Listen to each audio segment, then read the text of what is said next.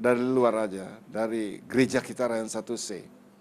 Karena setiap kali saya khotbah, saya kasih untuk banyak yang tidak mengerti, kenapa sih mesti bahasa roh? Pasti ada tanda tanya. Doa saya kan biasa aja. Kok saya berdoa kok nggak bisa bergairah? Roh saya tetap padam, masalah saya tetap ada, problem saya, penyakit saya nggak pernah ada perubahan. Tidak ada, tetap sakit penyakit. Bertahun-tahun, berpuluh-puluh tahun, sampai jenuh nggak mau makan obat. Saya yakin ada dari benak diri saudara. Kenapa hal itu terjadi? Hanya jawabannya satu. Karena Anda tidak bergairah dalam Tuhan. Nggak tahu caranya bagaimana. Mungkin saudara, ngapain sih bahasa roh teriak-teriak begitu? Bukan teriak-teriak itu emosi. Kecuali kalau Roh Kudus mendorong, itu nggak bisa dilarang, saudara kasih. Bisa sampai teriak-teriak, menjerit-jerit. Itu bukan dari diri dia. Coba kau sebenarnya kalau saya teriak-teriak, malu. Kenapa? Karena pada saat itu dorongan. Bukan emosi roh itu yang mendorong dia, dia membuat dia sehingga lupa diri. Karena dia apa? Mencapai kepuasan itu. Coba kita lihat dari Roma, ya. Dari kitab Roma pasal 8.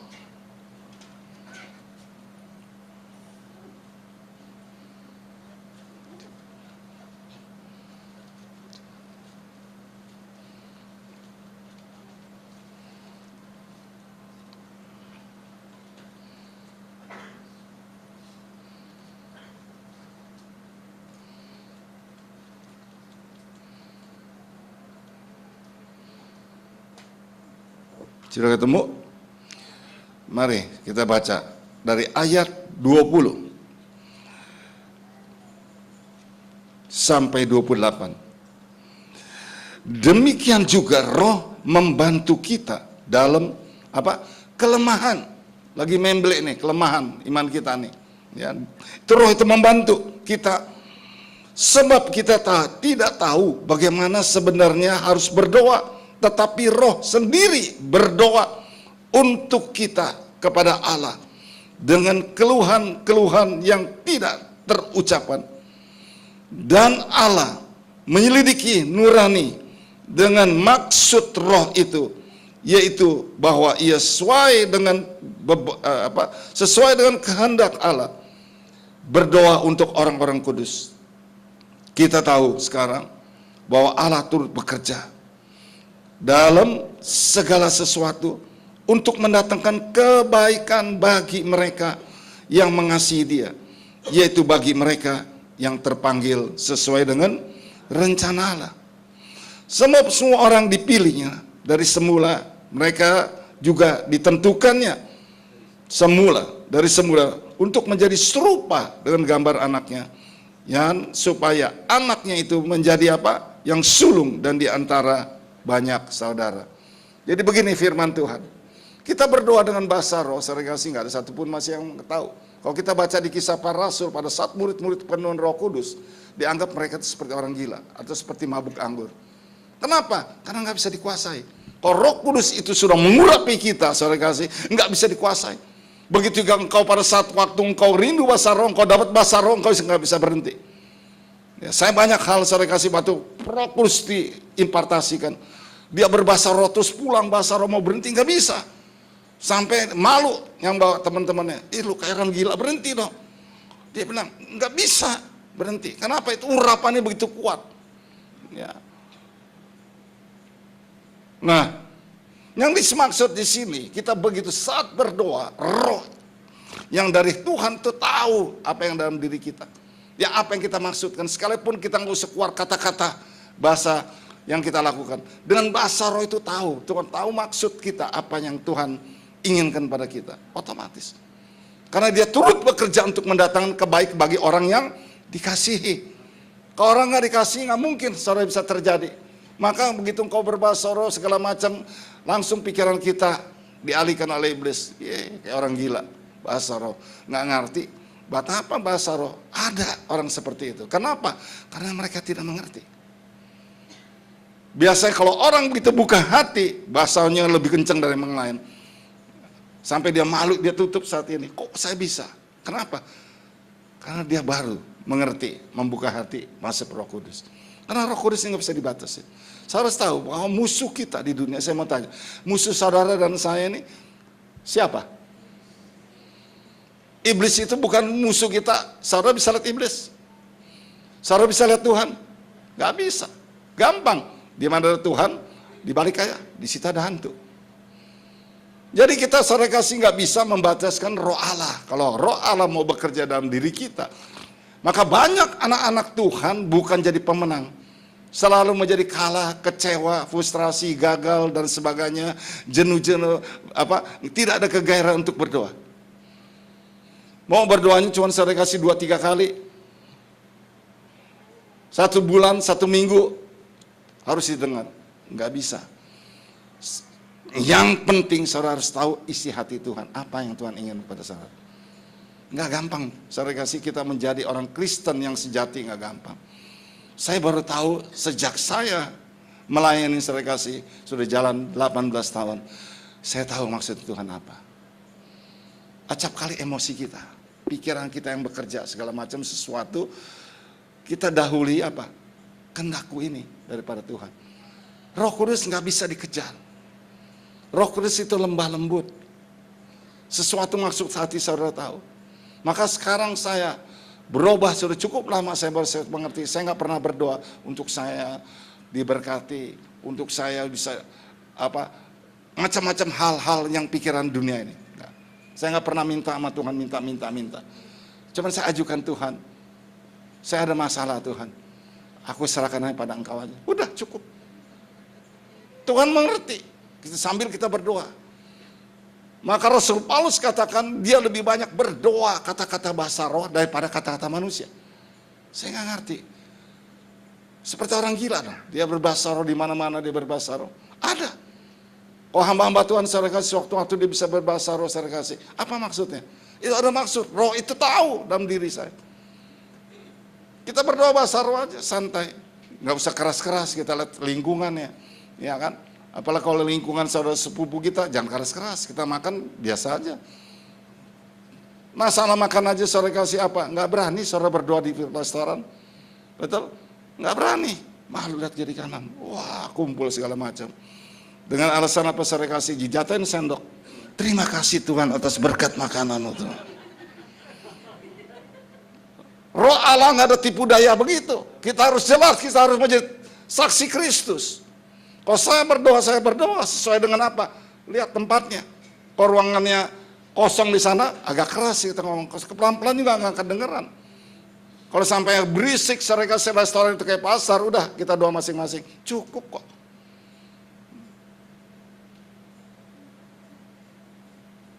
Tapi acap kali kita selalu apa? Tidak menjadi terang. Tidak mau membuka nama Yesus. Tuhan tidak mau. Karena firman Tuhan, kalau engkau tidak mengakui Bapak, Bapak juga tidak mengakui engkau. Ini berat. Ini mikul salib. Ya, untuk berdoa itu pikul salib. Itu salib iman, saudara kasih. Kenapa? Kita ikut Tuhan, saudara kasih, bukan dengan, ya kita hidup sama-sama. Saya dengan saudara sama. Suka capcay, woyonghai, suka. Iya kan? Kalau nggak suka berarti saudara kasih, dia tidak hidup di dunia. Kecuali kalau dia vegetarian, nggak makan daging segala macam. Tapi tetap dia makan. Tuhan ingin saudara dan saya saat akhir zaman ini, kita masuk akhir zaman. Saya pesan pada saudara, hati-hati akhir zaman ini. Kalau saudara tidak banyak berdoa, tidak intim bersama dengan Tuhan, hati-hati. Serangan-serangan yang seperti di Efesus, mari kita lihat Efesus pasal 6. Ini iblis lagi bekerja saat ini dahsyat sekali. Ya, bukan saya menakuti saudara, ini saya membuktikan ya kepada jemaat, pada diri kami sendiri, keluarga kami, itu serangannya luar biasa. Efesus pasal 6.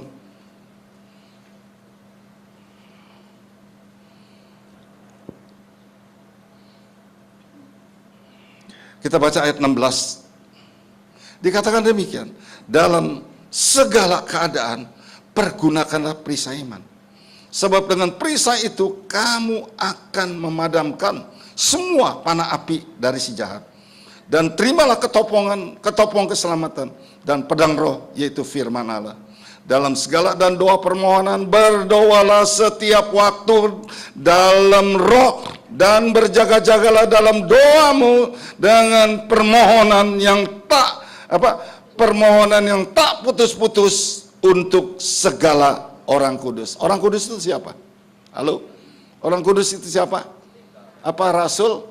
Kita orang kudus.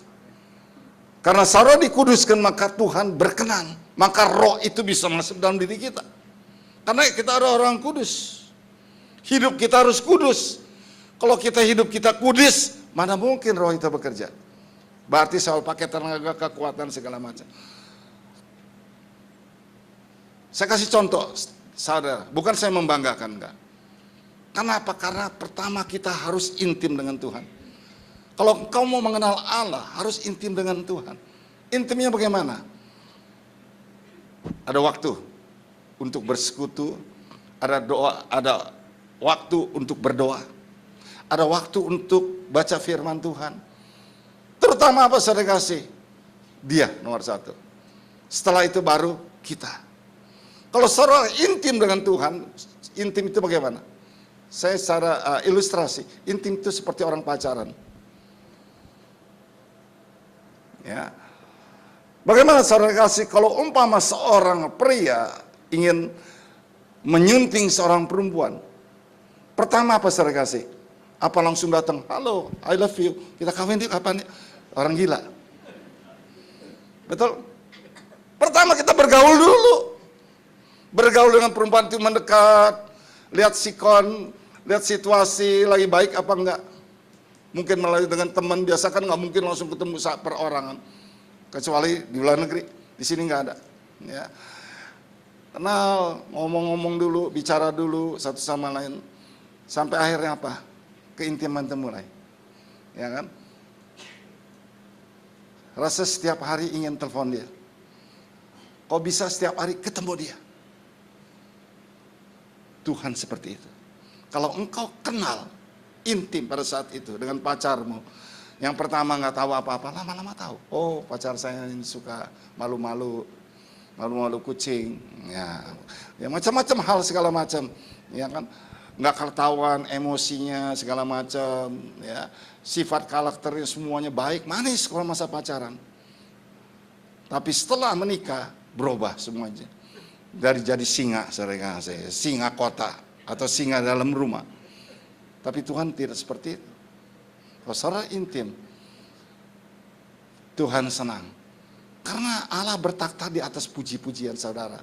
Maka gereja kenapa harus ada pujian, penyembahan segala macam? Untuk menyenangkan hati Tuhan.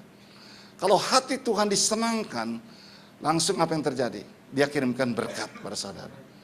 Dia kirimkan berkat pada gerejanya. Berkat itu apa? Berkat jasmani bisa, berkat rohani bisa. Dia akan melepaskan berkat itu, maka gereja itu terjadi apa? Banyak mujizat. Gereja kita ini gereja apostolik, gereja karismatik, bebas roh, nggak dibatas-bataskan.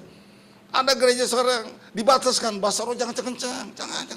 Tuhan nggak budak. Kalau Tuhan budak bagaimana saudara? Ya kan? Gereja nggak budak. Kenapa kita harus keluarkan kata-kata besar itu? Tanpa sadar, roh tahu, karena saudara bisa berbahasa yang keras itu kecuali emosi. Ya, ada orang berbahasa itu emosi, nggak boleh. Roh itu tertib, takluk kepada apa? Kepada hambanya. Kita berdoa dengan bahasa roh ini dalam peperangan.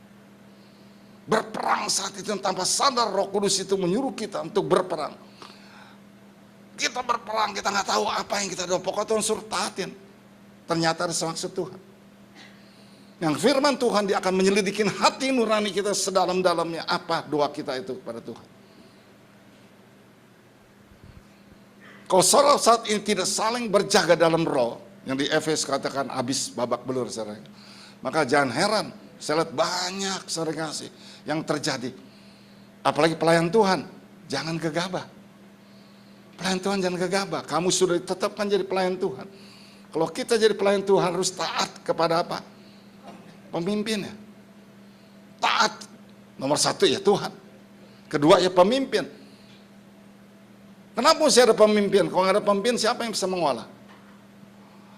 Tapi yang penting terutama taat pada atasan, yaitu Tuhan Yesus sendiri.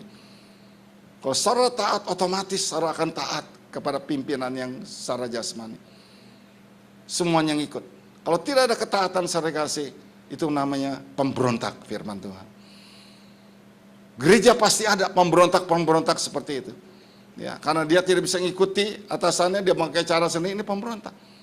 Seperti Musa, pada satu waktu dikeluarkan perintahnya, akhirnya saudara kasih anak buahnya memberontak, langsung Tuhan murka, waktu zaman itu mengerikan. Langsung saat itu ditelan di bumi, habis. Sejak Yesus lahir, hukum kasih itu turun. Maka orang berdosa sampai kita kesal, itu kok Tuhan gak hukum ya? Udah berbuat nyata segala macam dan sebagainya.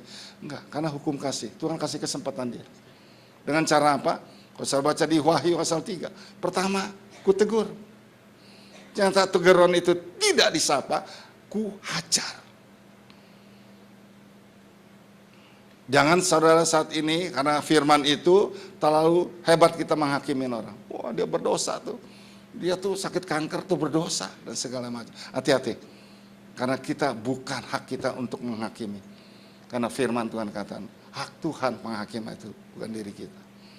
Kalau kita saat ini mempunyai roh Allah, kita doakan. Ini akhir zaman saudara kasih. Banyak saya dengar kesaksian-kesaksian. Mulai tahun Januari ini saudara kasih, begitu banyak hebat kesaksian.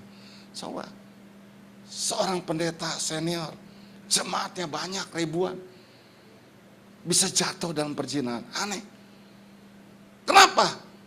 Karena dianggap dia sudah ada umur, seperti Daud, dia sudah tidak perlu lagi berperang, karena banyak anak buah pasukan tinggal di perintah-perintahnya.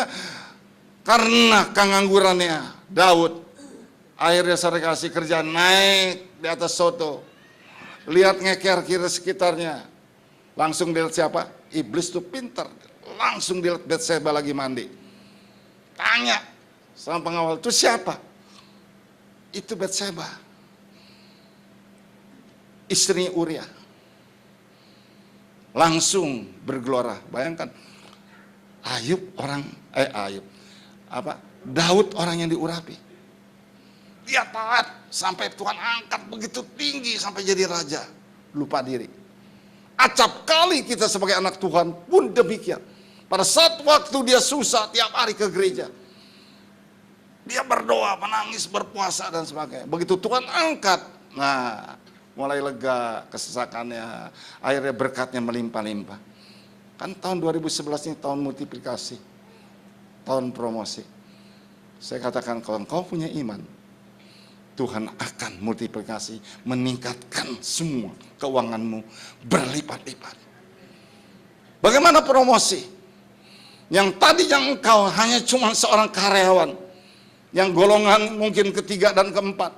Tapi kalau Tuhan sudah menunjuk pada engkau, berkat itu Tuhan angkat promosi engkau naik sampai engkau menjadi apa? Manajer. Ini saya sudah membuktikan saat ini. Yang tadi yang usahanya saudara kasih kecil, eceran. Kalau Tuhan promosi, bisa terus besar-besar, tokonya besar sehingga menjadi agen. Tuhan kau promosi. Berkat itu. Karena apa? Gembala sidang katakan bahwa tahun ini tahun transisi. Saudara bisa transisi dalam keadaan baik atau transisi dalam keadaan lebih buruk lagi yang terjadi. Hati-hati hal ini. Kalau saudara benar, saudara akan naik. Bukan menjadi ekor, tapi engkau menjadi kepala. Itu firman Tuhan semua digenapi. Apa yang terjadi pada saat yang akhir ini saudara kasih? Banyak saya ngelihat. Saya udah katakan pada orang itu, hati-hati kamu lagi diberkati. Coba dong rajin ke gereja.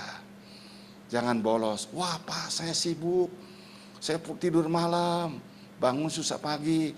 Kan gereja ibadahnya ada 5 kali. Tinggal pilih, mau jam berapa? Mau yang pagi, jam 7, mau yang siangan, jam 9, yang agak siang lagi, jam 11, yang lebih siang lagi sore, setengah 4, mau malam, jam 6. Alasan apa lagi? Capek Pak. Waduh, badan pernah mengerentak. Tapi kalau duit masuk nggak pernah merentak, hilang rentaknya semuanya. Betul? Manusia. Tuhan saat itu nggak langsung tindak, enggak. Karena dia cinta uang, lama-lama menjadi cinta uang. Cinta uang adalah akar segala. Nah, saudara yang jawab, bukan saya. Nah, kalau sudah jahat pikiran kita, bagaimana kita mau menyembah? Nyembah yang pakai rokok, urapan rokok kudus. Bisa dengan Tuhan. Ya, saudara intim. Kalau saudara intim, saudara buktikan apa yang saya katakan. Sekalipun ada hal serangan yang dikatakan bahwa kalau saudara baca tadi di Efesus, ya belum habis nih, coba kita lihat Efesus nih. Efesus 6 itu. Kita baca dari ayat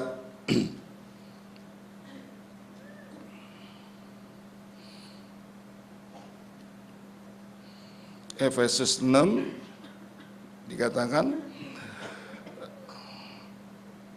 tunggu ya, saya periksa dulu cari ayatnya nih.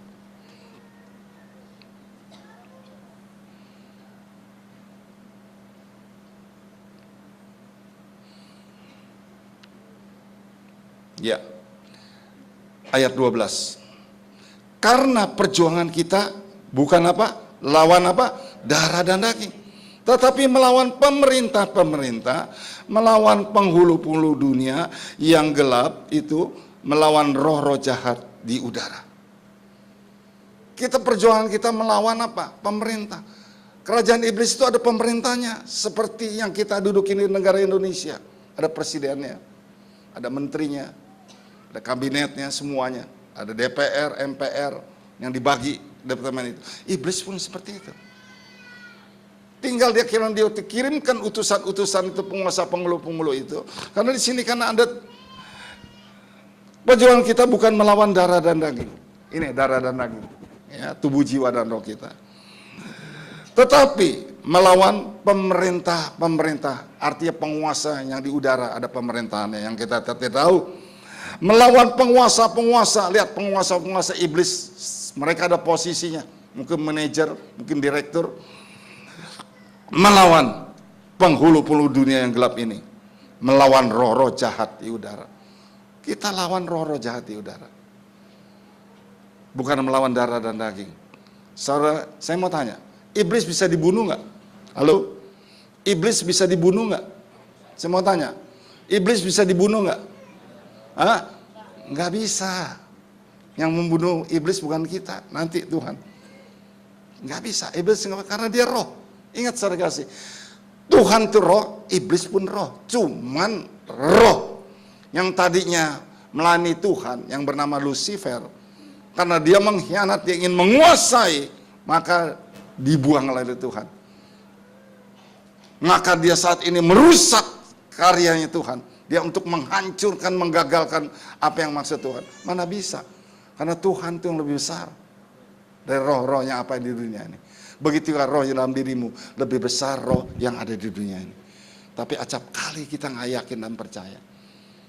Kalau saudara punya roh lebih besar dari roh-roh yang ada di dunia sekitar, berarti roh-roh yang saat ini setan segala macam itu kecil. Tapi banyak anak-anak Tuhan masih takut setan. Betul? Ke WC, mesti suami malam-malam dibangun, bangun. Anterin saya ke WC. Ya kan? Aneh. Ada lagi yang mengatakan begini, kalau kita lihat setan, kita sial. Saya katakan firman Tuhan, kalau setan lihat kita, dia yang sial. Kok gua bisa dilihat sama manusia? Betul nggak? Kenapa mesti takut? Dulu saudara kasih, saya takut, penakut. Kenapa? Sejak Roh Kudus ada dalam diri saya, baru saya tahu bahwa iblis itu di bawah kaki kita. Nyanyinya semua, injak-injak semua, lompat-lompat saudara kasih. Yang diinjak saudara kasih apa? Debunya, ya, tapi roh Allahnya. Kita ada kuasa, iblis takut. Kalau saya takut, saya nggak berani saudara kasih mengadakan selalu pelayanan saya ini pelayanan keras sekali. Pelayanan saudara kasih sembuhkan orang sakit, usir setan. Kalau saudara mau lihat itu di Gajah Mada, setiap kali orang-orang baru, apalagi yang dia pernah belajar ilmu-ilmu. Dia pernah pada saat ini ke gunung-gunung dia sembah, dia belajar kebatinan, dia pasang susuk segala macam. Kalau dia ikut rumah doa nggak tahan, dia ngamuk, manifest terjadi. Kenapa hal saya dikasih? Karena roh itu nggak kuat, panas ngadapin hadirat Allah. Kita bisa tahu bahwa roh Allah itu lebih besar roh dari dunia ini. Saya harus yakin dan percaya. Kalau engkau ada masalah persoalan, katakan kecil persoalanku. Katakan sebelah menyelah, persoalanmu tuh kecil.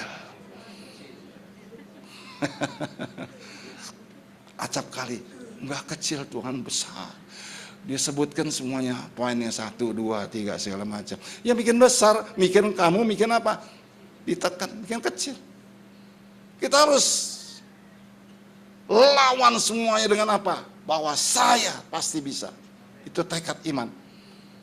Iman adalah sesuatu, kalau Ibrani 11, iman adalah dasar sesuatu yang tidak kita lihat. Iman kita siapa yang bisa lihat? Nggak ada. Yang bisa lihat hanya Tuhan. Sesuatu yang tidak kita lihat, tapi kita harapkan. Pengharapan itu iman kita.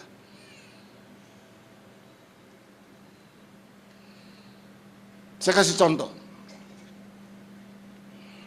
Umpama saudara sakit, ya, periksa dokter udah seminggu nggak sembuh. Contoh nih batuk sekarang saudara kasih apa? Nggak cukup 1 minggu, bisa 1 bulan. Kalau udah kena batuk tuh, wah, kalau nggak batuk bisa diam. Kalau gitu kena batuk saudara kasih seperti jangkrik dikilik-kilik saudara kasih setengah mati. Ya kan? Saudara berdoa. Mungkin ikut rumah doa, didoain sama pendeta. Kalau nggak diurapi rasanya nggak mantep gitu, ya kan? Biasa kalau jemaat tuh bisa dikucek gitu saudara kasih, baru mantep, manjur saudara kasih. Betul? Sampai sanggul yang semuanya pada melintir terbalik-balik saudara kasih. Ya. Baru dia puas. Bukan itu. Doa tanpa ditumpangin tangan, kalau dia punya iman. Hamba Tuhan ini hanya sebagai perantara. Nggak ada, saya nggak bisa menyembuhkan. Banyak orang, Pak, tolong Pak, saya sakit. Saya dengar orang lain Bapak bisa menyembuhkan. Marah saya nggak bukan penyembuh. Kau penyembuh kamu Tuhan Yesus, kamu cari Tuhan Yesus. Saya cuma sebagai alat. Kalau engkau percaya dengan manusia, terkutuklah engkau. Yeremia 17 ayat 5. Nah, harus bagaimana Pak? Nggak usah didoain. Kalau saya di rumah doa, saya kasih apalagi itu ibu-ibu. Waduh, rasanya kalau nggak diurapin tuh rasanya nggak kurang, nggak mantap, nggak apa dikatakan rasanya, wah urapan tuh nggak turun. Sekarang coba, karena saya artikan pada saat itu. Siapa yang mau didoakan? Tahu dia, nggak penting nggak usah maju. Terutama orang jemaat baru, boleh engkau maju depan. Kenapa saya kasih? Kalau umpama ditantang maju semua, saya yang setengah mati. Ya kan? Nggak apa-apa sedikit kepala aja minta ditumpangin segala macam. Ya, sakit perut aja yang 3 hari nggak sembuh-sembuh minta ditumpangin tangan. Kenapa ini baik? Kalau pertama saudara ke gereja, Tuhan bisa maklumin. 1 tahun, 2 tahun, 3 tahun, baik terus. Coba kalau saudara punya anak, lahir, wah lucu, gemuk, montok, dan sebagainya. Udah 3 bulan anak itu begitu-begitu terus. Sampai 1 tahun begitu-begitu juga. Sampai 7 tahun. Gua tendang dah lah. Iya kan? Betul. Nggak ada pertumbuhan. Begitu juga iman rohani. Makannya bubur. Nggak pernah makan makanan keras. Saudara dididik saudara dan saya. Kalau saudara mau menjadi iman yang mantap, yang kuat. Kita setiap hari ini sekolah dengan Tuhan. Segala masalah persoalanmu kita sekolah dengan Tuhan. Setiap kita berdoa saat ini bergumul dengan Tuhan. Bagaimana? Kita lihat prestasi kita. Apa yang kita doakan itu lebih banyak didengar Tuhan atau tidak didengar Tuhan. Gampang menilai. Kalau engkau banyak jawaban doa itu dikabulkan oleh Tuhan, berarti Tuhan berkenan pada saudara. Karena banyak orang berdoanya salah berdoa. Firman Tuhan ada di Yakobus. Karena salah berdoa. Karena dia berdoa untuk keinginan dia sendiri, nggak bisa. Kita berdoa harus pasrah. Maka ucap syukur dalam segala hal. Apa yang satu waktu saudara berdoa saat itu, serahkan kepada dia. Satu ilustrasi. Biasa banyak anak-anak Tuhan berdoa begini. Tuhan, aku punya persoalan gak kuat Tuhan. Kenapa Tuhan? Suami saya dulu pulang, malam masih nginep. Sejak saya doain, sejak saya puasain, nggak pulang-pulang. Ya kan? Langsung sikap saudara, oh tuh takut, ntar gua doain lagi selama-lamanya Maranatha nggak pernah pulang. Itu perasaan. Kalau saudara berdoa ada satu reaksi, berarti doa saudara didengar. Amin. Kalau saudara berdoa ada satu reaksi yang terjadi, yang tadinya suami tiap pulang jam 10, sekarang enggak pulang, berarti doa saudara didengar di surga. Yang ngamuk siapa saudara kasih? Suaminya. Yang ngamuk iblisnya. Dia cari pada saat ini, wah ini gak bisa dikalahkan. Iblis cari posisi. Kalau aku tidak campur tangani, bahaya. Suami bisa direbut kembali. Maka pada saat itu iblis menggoda istrinya.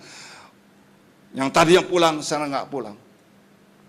Pergi lagi pendeta, tanya sehat. Mbak ibu, tingkatkan puasanya. Yang tadinya 3 hari, sekarang apa? 1 minggu.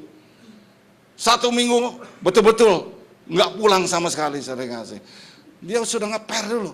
Iblis selalu apa, saudara kasih? Ingat bahwa peperangan kita di udara.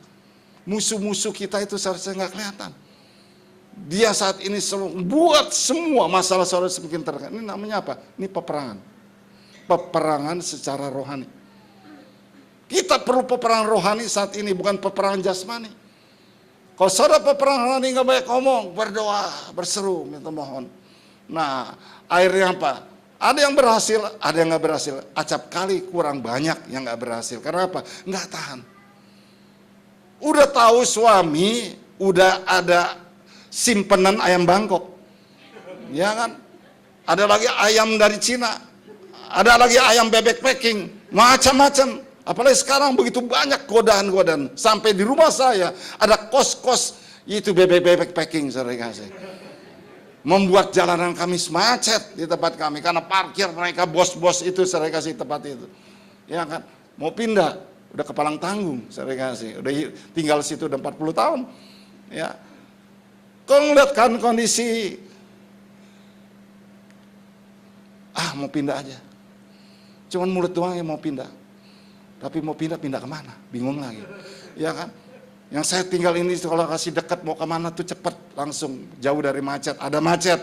Kalau Jakarta nggak ada macet, bingung. Ada apa ya Jakarta sepi? Kok begitu ramai macet segala macam. Ini manusia selalu tidak bersyukur. Betul nggak? Maka membuat kita jadi masalah. Karena selalu kita mau selalu enak semuanya. Semua ikut Tuhan, semua enak. Enak aja.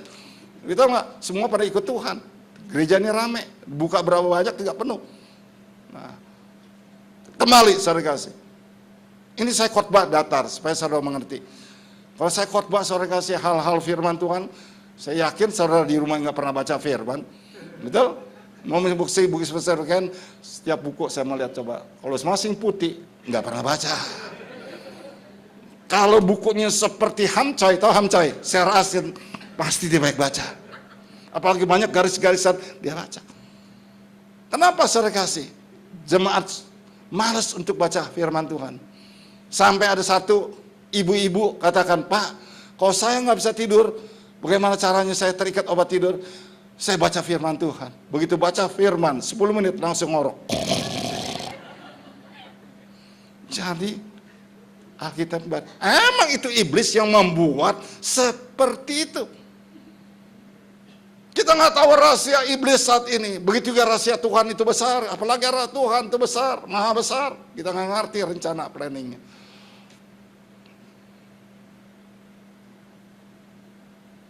Nah, ibu tersebut saya katakan, bagaimana Bu? Dia ke rumah doa, rajin, nangis-nangis segala macam. Baguslah nangis di hadapan Tuhan. Daripada nangis kasih apa pada suami. Percuma, suami tidak akan mendengar. Kalau suami sudah dicuri sama iblis, dia diikat. Dia nggak ingat istri, bagaimana jeri lelah istri, bagaimana istri punya kehidupan segala macam. Lupa, kenapa? Iblis yang mengambil semuanya itu. Langsung bicara iblis pada suaminya. Kan kamu udah cukupi, udah dia mau ngolah sendiri dan sebagainya. Dia nggak tahu bahwa anak-anak itu butuh kasih sayang. Maka banyak anak-anak semuanya saat ini saya kasih penuh dengan kepahitan. Saya dulu begitu. Karena saya dididik dari orang tuanya. Orang tua saya saudara kasih apa? Strength sekali. Karena dia sekolah Belanda. Saudara kasih. Kalau Belanda itu anak laki-lakinya saudara kasih apa? Yang pertama anak laki-laki itu harus diajar keras. Hajar pakai ban. Habis dari ban saudara, dari pertama dari kemoceng sampai kemocengnya berkembang jadi kipas. Itu saya ngalamin. Bukan jadi baik anak ini, jadi apa? Lebih bandel lagi. Orang tua mau berapa lama hajar? Dia udah tua, lama-lama encok dia pukulin begini terus saudara kasih. Ya kan? Tetap badung. Kenapa? Karena tidak ada roh Allah. Kalau dia ada roh Allah, dia mengerti hal seperti itu.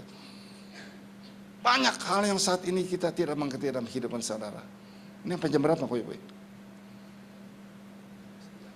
Hah? Selesai jam berapa? Mulai kita tadi setengah 8, setengah 9, setengah 10. Oh, setengah 10. Masih ada setengah jam ya. Saya pikir, apa terusin tidak? Apa cukup sampai sini aja? Kau terusin jam 3 nih.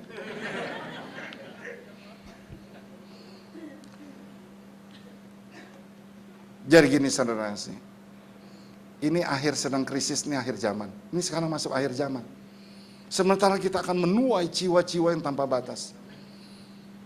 Saya katakan kepada seluruh di bawah rayon saya. Kan saya ketua rayon. Di bawah cabang itu ada semuanya, ada 15 cabang.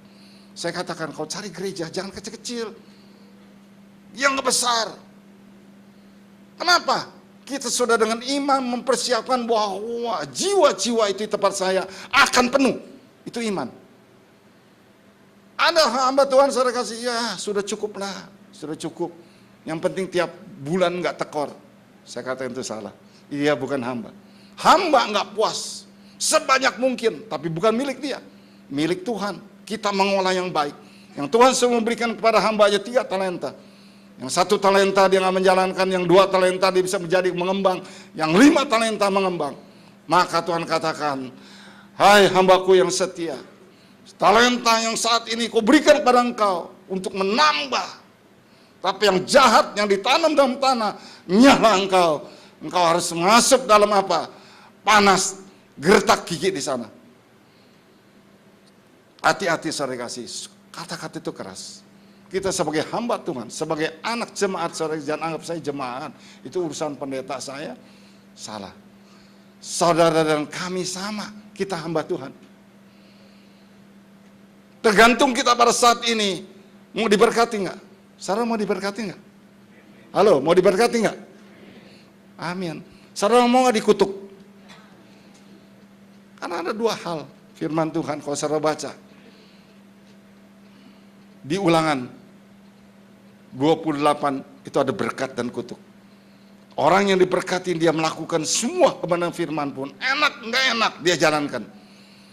Kalau kutuk saudara kasih, waduh capek dikutuk semuanya. Apa yang dikerjakan gak berhasil, apa yang dikerjakan semuanya gagal, ditipu sini, sakit penyakit, gak habis-habisnya. Frustrasi mereka berobat. Saya katakan pagi hari ini, kalau saudara punya sakit penyakit, gak bisa sembuh, introspeksi diri saudara. Tuhan Maha Penyembuh. Setiap anak-anaknya yang benar. Orang-orang kudusnya setiap permohonan. Karena doa-doa orang benar besar kuasanya. Ingat, besar kuasanya.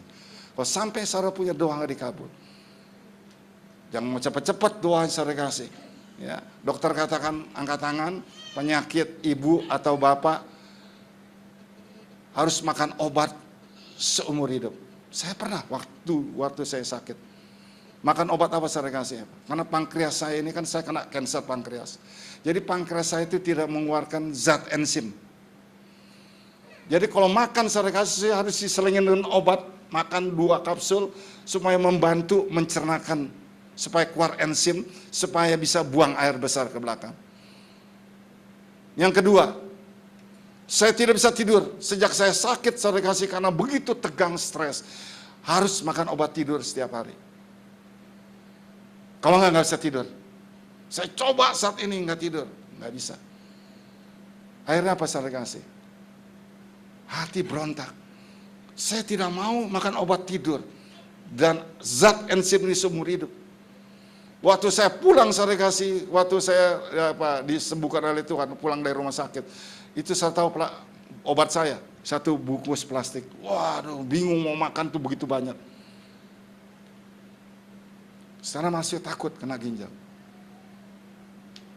Tapi saya katakan, Tuhan, saya percaya.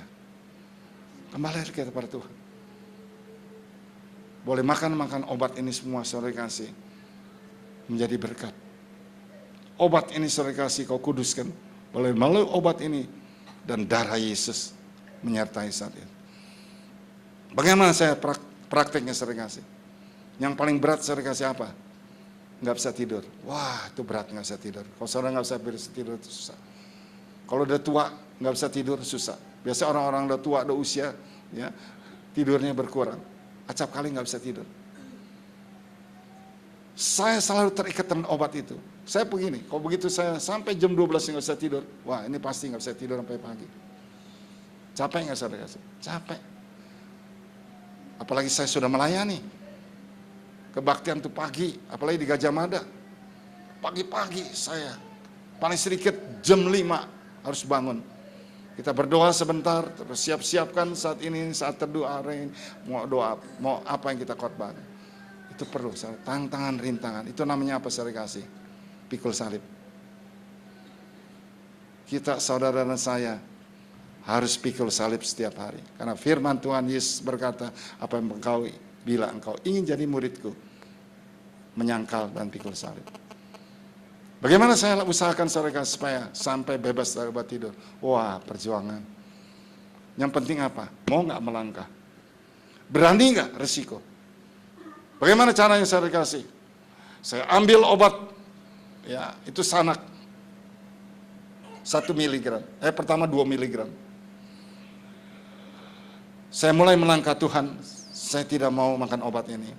Obat ini bukan jadi berkat tapi racun lama-lama. Boleh Tuhan,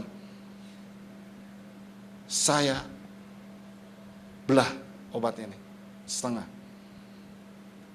Pikirannya gini, mulai iblis menggoda pikiran saya. Mana mempan? Biasa kamu makan 2 miligram, sekarang kamu makan 1. Nggak mungkin mempan. Nah, sekarang kan saudara saat ini, kalau saudara tergoda dengan kata-kata itu, ya nggak mempan. Tapi engkau saat engkau punya otoritas, tidak dalam nama Yesus, pasti bisa. Bisa nggak? Enggak. Begitu makan nggak bisa. Waduh, frustrasi kita. Gimana nih? 3 hari kemudian, mulai lagi. Ambil lagi separuh. Hari ini saya pasti bisa. Enggak bisa lagi. Ini uji. Ini namanya nyangkal, pikul salib. Ketiga kali, saya kasih. Mempan setengah itu. Wah, senangnya luar biasa. Bisa tidur. Makan setengah-setengah. Berarti dosisnya dikurangi. Berikutnya, hari-hari berikutnya 1 minggu. Tidak makan sama sekali. Wah, ini berat tantangan saya kasih. Ya, kamu biasa makan sekarang nggak bisa. Itu iblis selalu apa? Kan dia kirimkan panah-panah si jahat. Dia memikirkan pikiranmu, penguasa di udara. Roh-roh jahat. Terus dia mengintimidasi. Saya katakan, tidak, saya bisa tidur. Benar. Hari pertama nggak bisa. Iman kita kan sudah mulai tahu. Yang pertama itu mujizat sudah terjadi. Dengan berikutnya kita. Penyangkalan kita sudah mulai meringan. Doa lagi. Nggak makan lagi, nggak tidur, nggak apa-apa. Ini pikul salib. Apa yang terjadi? Seminggu kemudian, tanpa obat, tidur pulas. Wah, luar biasa. Terima kasih Tuhan. Selesai tugas kita, menang. Sekarang apa yang kedua? Nggak bisa buang air tiap pagi. Setengah mati loh saudara kasih kalau nggak bisa makan. Nggak bisa makan, tapi mau makan banyak takut nggak bisa keluar dari belakang. Ya kan? Ini berat tantangan. Karena dokter katakan jangan lupa ya, setiap kali kamu makan diselingin. Begitu kamu makan 1-2 suap langsung makan obat itu untuk menghancurkan. Karena saya tidak ada zat enzimnya untuk. Karena di pankreas itu ada 2. Yang satu yang tidak ada insulinnya, maka dia kena diabetes. Kalau saya enzim, maka selalu buang air, maaf kata, mencret terus. Kan nggak benar. Bagaimana cara satu? Dokter katakan ini seumur hidup makan obat. Waduh, dia bilang seumur hidup, saya paling anti itu. Nggak bisa. Percuma dong kita punya Allah. Masa Allah kita nggak bisa melakukan segala macam? Allah kita bahwa mujizat masih ada. Saya mau buat, kalau emang Tuhan berkenan saya mau bikin KKR setiap bulan sekali satu. Mujizat masih ada. Saya lagi tes dengan Tuhan, kalau Tuhan berkenan bulan depan saya membuat KKR khusus untuk kesembuhan mujizat terjadi. Nah, enzim ini saya kasih apa? Wah, itu paling berat, betul. Saya kurangin. Satu hari kalau setiap makan mesti pakai ini. Sekarang saya selingin dulu, saya kurangin satu. Makan satu, enggak 2 kapsul, makan satu. Tetap 3 kali. Lihat pada saat itu, parah. Ya, buang airnya itu lebih parah. Mau tidak mau, ini namanya pikul salib. Nekat saat ini. Pulang lagi saat ini. Wah, bisa enak. Nah itu terus kita kurang-kurangin. Seperti orang ketagihan rokok. Itu berat untuk dilepaskan. Saya ajarkan apa? Jangan kamu lepas semuanya. Kecuali kalau imanmu mantap. Kurangin. Yang tadinya 2 pak, kurangin sekarang. 1,5 bungkus. Kurangin terus 1 bungkus. Kurangin 1,5 bungkus. Pelan-pelan sambil engkau berdoa. Nanti akan mencapai. Banyak yang berhasil. Air singkat cerita. Saudara saya kurangin. Tinggal kira-kira makan cuman sampai 1 kapsul 1 hari. Enggak mau terikat. Imanin lagi sampai bebas. Buang air itu lancar. Amin, saudara kasih. Beri kemuliaan pada Tuhan Yesus. Itu iman. Tuhan inginkan saudara percaya pada Dia. Terutama Tuhan melihat iman saudara dan saya. Bukan melihat perbuatanmu, kau rajin ke gereja, kasih persembahan, segala dan sebagainya. Bukan, nggak perlu persembahan. Yang penting saudara kalau ikut Tuhan, taat dulu sama Dia. Kalau saudara melakukan semua perintah-perintahnya, kalau Tuhan bilang, oke, anakku, maka berkat itu terus tercurah. Saya percaya gereja nggak diberkati, kenapa? Karena jemaatnya nggak diberkati, karena mereka lalai, lupa untuk membayar perpuluhan. Saya tutup terakhir. Ya, ini dulu saya paling sensitif kalau tentang mengenai uang. Saya takut dijulukkan saya kasih apa jadi hamba uang. Karena waktu saya sebelum full timer, saya ngelihat banyak hamba-hamba Tuhan mata uang. Ya, kalau melayani saya kasih dilihat kecil, diundang alasannya, wah saya nggak bisa. Tapi kalau dikasih 3 kali lipat langsung, di mana Pak? Kapan? Itu bukan hamba uang. Saya katakan. Nah, ayo terakhir. Di mana perpuluhan itu? Saya mau jelaskan kepada saudara, supaya saudara diberkati. Saudara kan mau diberkati. Saudara kan mau menerima multiplikasi, mau menerima promosi. Coba kita lihat. Di mana itu ayatnya? Hah? Nah, udah hafal, bagus. Ya, sekarang sudah dipraktekkan tidak? Saya lihat, ini saya nggak akan panjang lebar, saudara tahu. Saya cuma ambil 1 poin ini aja. Ya, mudah sekali. Hagai 2.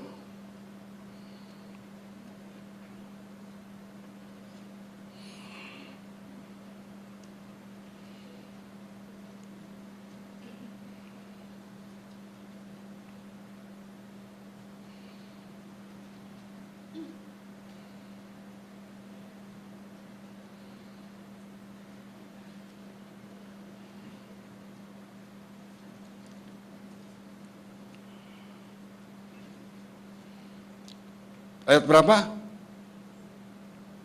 Ingat?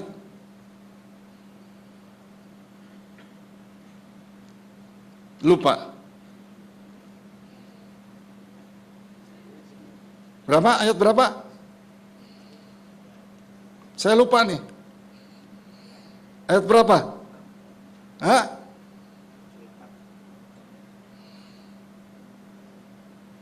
Saya mau dengar dari jemaat. Ayat berapa? Ayat berapa?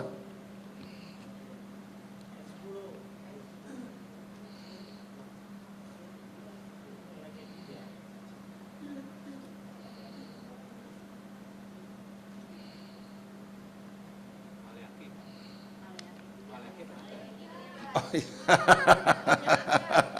Saya sengaja saudara kasih, ya kan? Berarti saudara betul-betul menghayati firman Tuhan. Ya.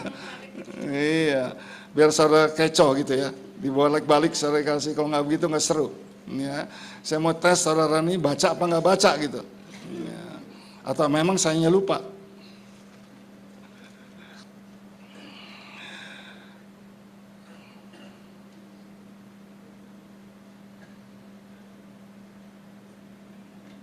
Kita baca dari ayat 6. Ya. Perikopnya saudara baca sendiri. Pembayaran persepuluhan menyenangkan siapa? Hati manusia apa hati Tuhan? Menyenangkan hati Tuhan. Bukan menyenangkan hati manusia, dapat uang, manusia senang, itu lazim. Tapi di sini firman Tuhan, pembayaran persembahan persepuluhan menyenangkan hati Allah. Luar biasa. Kalau saudara kasih perpuluhan pada Tuhan, hati Tuhan senang. Selanjutnya, bahwa aku Tuhan tidak berubah, dan kamu Bani Yakub tidak akan lenyap. Sejak zaman nenek moyangku telah menyimpang ketetapanku dan tidak memelihara kembali kepadaku, maka aku kembali kepadamu, firman Tuhan semesta alam. Tetapi kamu berkata, dengan cara bagaimana kami harus kembali? Bolehkah manusia menipu Allah? Namun kamu menipu aku. Tetapi kamu berkata, dengan cara bagaimanakah kami menipu engkau mengenai persembahan persepuluhan, persembahan khusus? Kamu telah kena kutuk, tetapi kamu masih menipu aku. Kalau saudara baca selanjutnya, kalau saudara tidak bayar perpuluhan, Tuhan kirimkan belalang pelahap. Kalau di Israel, saudara kasih waktu zaman itu, karena hidup mereka dari pertanian, dari hewan. Kalau mereka tidak mempersembahkan, contoh seperti anaknya siapa? Yang manusia yang pertama diciptakan siapa? Siapa?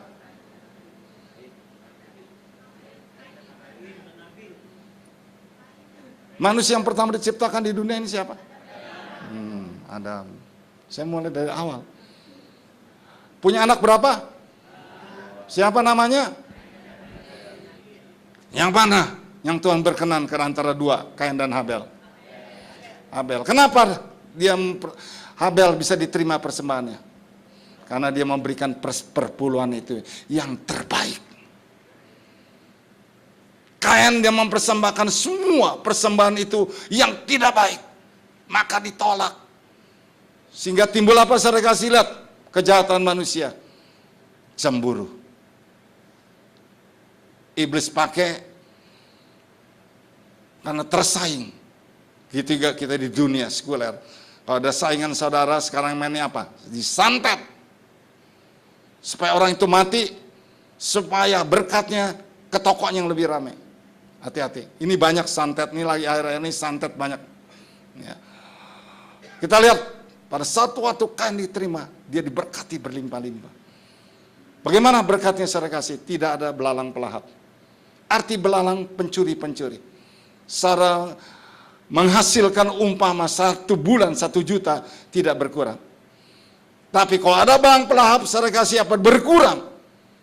Entah itu sakit, entah itu kecurian, entah itu keluar uang yang tanpa terduga. Itu namanya belalang pelahap. Tapi kalau saudara murni hadapan Tuhan, singkirkan belalang. Tetap 100% kau terima, mutlak. Tidak ada satupun yang dikatakan saudara kasih ada cukai, nggak ada. Saudara boleh buktikan, saya membuktikan mengalami. Kalau kita kasih pada Tuhan, jangan hitung-hitung. Ya kan? Sampai dibersihkan, gaji saya berapa nih? Uang makan saya berapa? Dipotong, semua dipotong. Ini ujian iman. Ini ujian iman. Saya dulu begitu saudara kasih perhitungan. Kalau saudara menghitung-hitungan Tuhan, Tuhan juga hitung-hitung. Kalau saudara saat ini lawyer, Tuhan juga kasih lawyer lebih dari itu. Tuhan membalasnya begitu.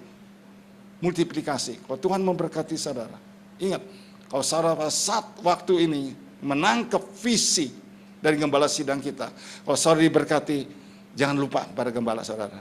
Ya kan? Jangan lupa, iya, gembala saya sudah mengembalakan saya sekian tahun. Jangan lupa. Ingat, gembala saya harus beliin apa saudara kasih. Kalau bisa mobil dibeliin, nggak apa-apa. Ya. Jangan beliin saudara kasih sepeda. Jangan, itu buat saudara beri. Ya, banyak saudara kasih saya mengalami saat ini. Kalau dia pelit, saudara kasih, Tuhan kasih pelit. Buktikan, karena hukum Allah. Kamu menabur dengan baik, kau tuai dengan baik. Kalau kau menabur dengan tidak baik, seperti Kain menabur tidak baik, dia terima apa? Gak ada apa-apa. Ini bukan saya memaksa saudara, terserah saudara. Saya inginkan saudara diberkati, gereja ini diberkati saudara kasih. Yang firman Tuhan bahwa ada kemegahan di rumahku. Dan emas dan perak itu berkelimpahan di tempat itu. Untuk siapa saudara kasih? Untuk saudara dan saya. Ujilah aku, firman Tuhan, maka aku tidak akan membukakan tingkap-tingkap langit. Waduh, luar biasa. Ujilah, Tuhan katakan, ujilah aku. Masakan aku tidak membuka tingkap-tingkap berkat dari langit.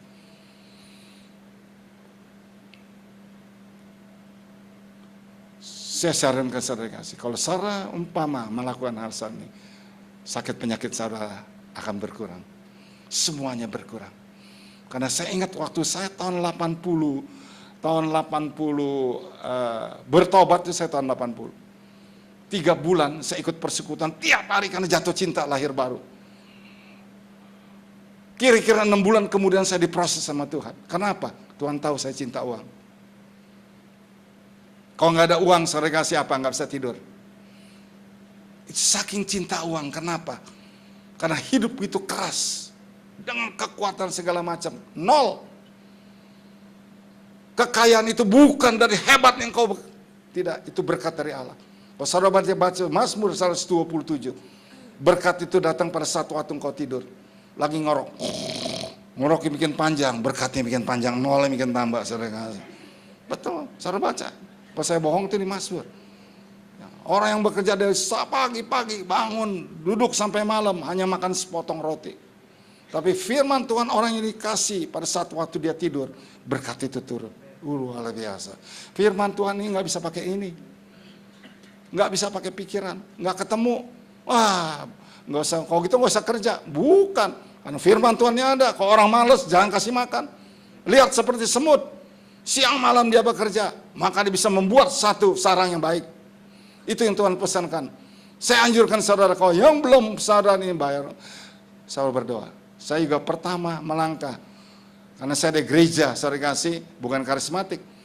Perpuluhan itu nggak penting. Mau tidak mau, saya sudah mengerti kebenaran itu berat, betul. Ya, saya kasih contoh, saya kasih kesaksian sebelum saya akhiri. Waktu saya bertobat tahun 80.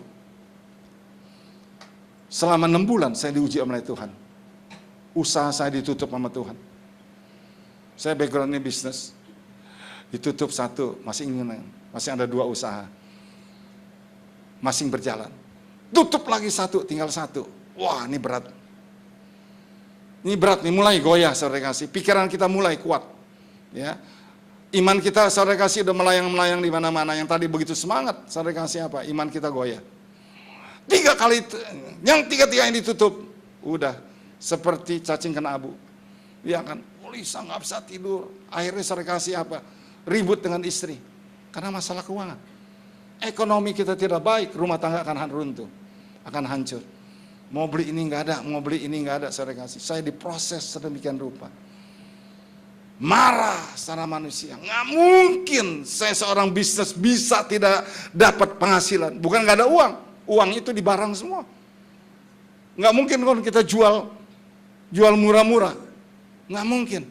Mau tidak mau ya untung tipis, oke lah kita supaya cepat melancar. Tapi Tuhan tekan saat itu.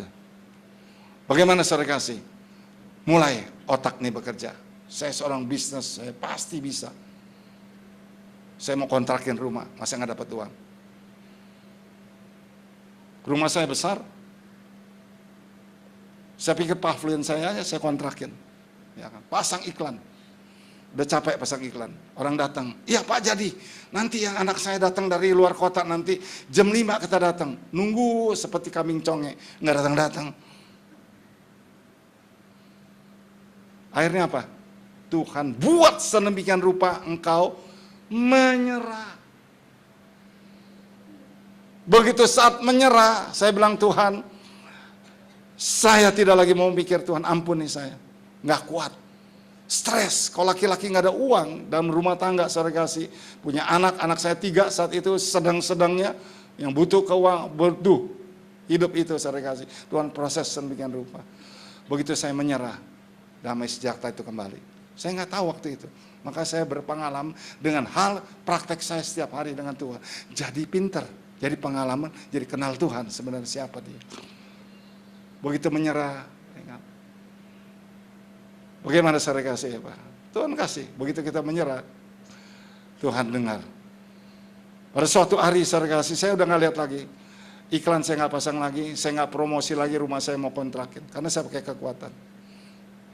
Bahwa Tuhan tahu, tempat saya itu ada persekutuan doa.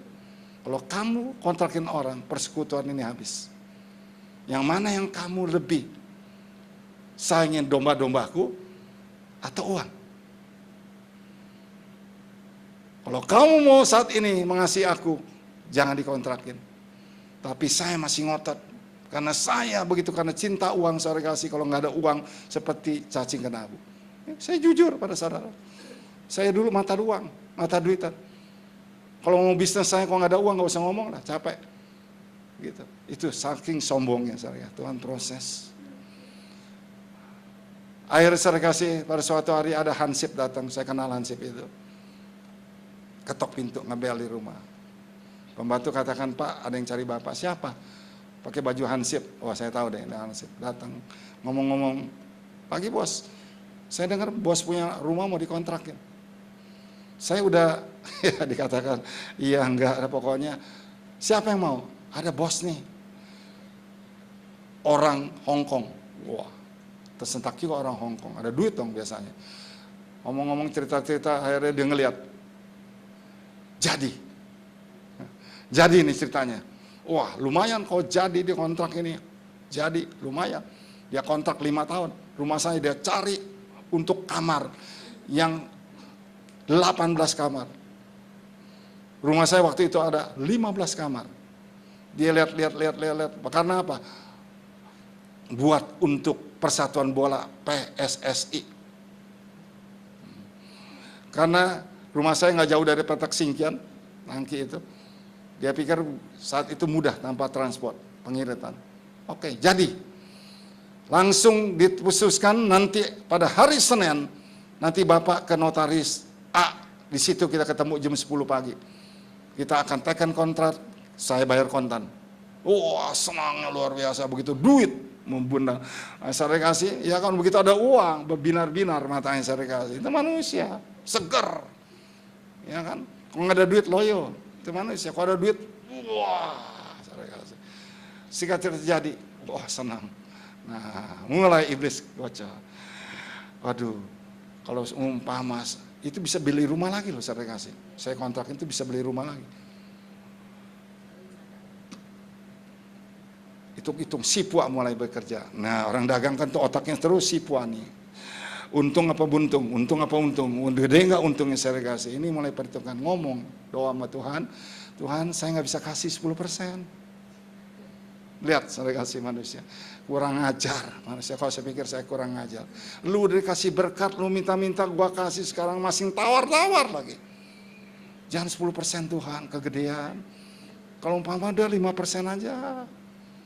Bergumul bikin dekat saya kasih, udah Tuhan, saya tambahin dah 60%.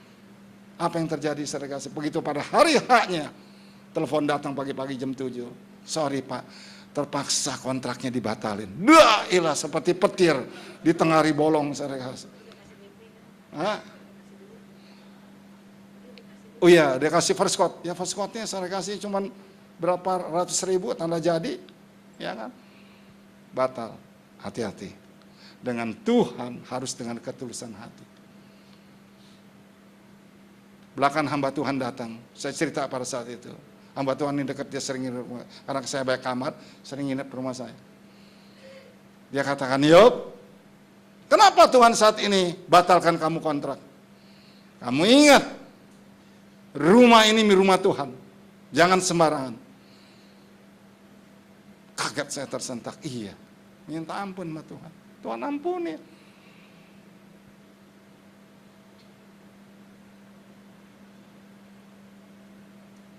Waktu itu saya kasih apa bergumur, rumah udah mau roboh. Karena daerah saya itu banyak rayap, banjir. Rayap di atas, tukang ngeliat waktu betul yang kenteng, bocor. Pak, ini dia punya tiongcitnya ini semua dimakan rayap. Ini Bapak bahaya kalau nggak cepat diganti akan rubuh, ambrol. Kenapa? Rumah kami itu kopel, sebelah menyebelah. Rumah dulu kan kopel sering ngasih. Ya, apalagi sebelah saya lebih parah lagi. Waduh, saya bilang kok ambruk lucu. Haleluya, puji Tuhan, ambruk bruk saya kasih. Enggak lucu, bukan nama Tuhan dimuliakan. Ngadu sama Tuhan. Akhirnya singkatnya saya kasih apa? Ada lagi orang Hongkong yang mau sewa juga. Kasih first quote. Dia kasih waktu itu berapa juta ya, saya nggak tahu, saya lupa. 5 juta ya. Akhirnya apa? Batal lagi. Udah kasih 5 juta, batal lagi. Ya udahlah, Tuhan terima kasih. Kenyataan 5 juta itu saya kasih apa? Tuhan bilang begini, kamu kan berdoa untuk perbaikin rumah itu. Cukup uang itu. Pas 5 juta. Nggak lebih, nggak kurang untuk perbaikin supaya nggak roboh. Tuhan itu ajaib. Tuhan itu maha tahu. Apa yang sadar dalam hati seorang nggak usah ngomong. Dia udah tahu. Apa yang tidak pernah kupikirkan. Yang timbul dalam hati, semua Tuhan sediakan. Beri kepada Tuhan Yesus. Mari. Saya undang pemusik. Pas 10:30. 10:10.